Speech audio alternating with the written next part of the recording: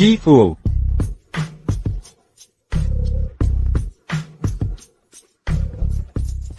Ang pogi talaga ni Gifu. Bilisan mo. Dumating na si Gifu, hindi tayo pwedeng mahuli. Alam mo naman ang ugali niya.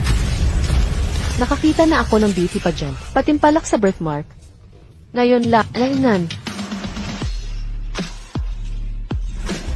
Siya ba yung CEO? Ilang taon ko na siyang di nakikita. Wow! Ang gwapo at ang talino pa, ginawa niyang number 1 sa China sa loob ng 2 taon. Kung ako lang sana ang asawa niya.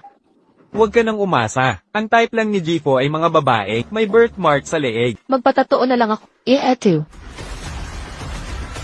2 buwang paghahanap. 20,000 babaeng may birthmark sa leg. Ayon sa eksaktong specs mo.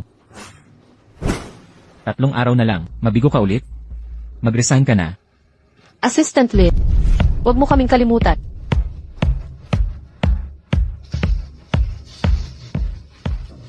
Tara na. 10 taon. 10 taon.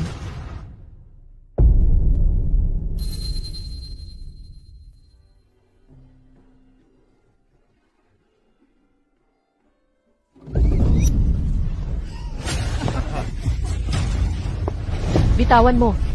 Bitawan mo. Nabasag ka sa isang hipo, nagbobola ka lang. Nahahawa ba sa kanya? Ikaw ang may sakit. Lahat kayong pamilya mo may sakit. Bahala ka. Mag-focus na tayo sa mission.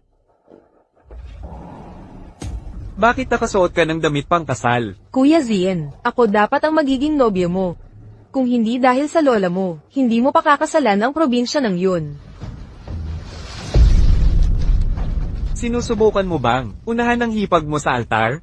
Kukunin ang karapatan ng babaeng ikakasal. Kuya Zien, tulungan mo akong mag-zip sa dressing room.